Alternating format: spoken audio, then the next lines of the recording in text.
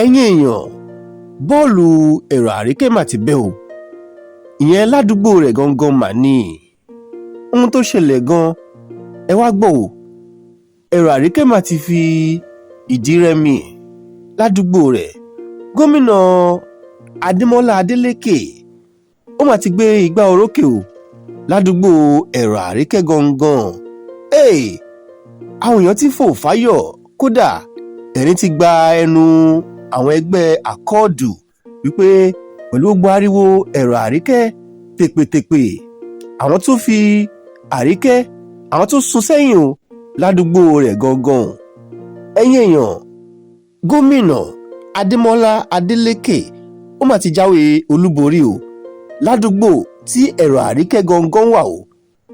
Ẹ tún máa bá wa ká lọ níkànnì wa Amebo Arena TV.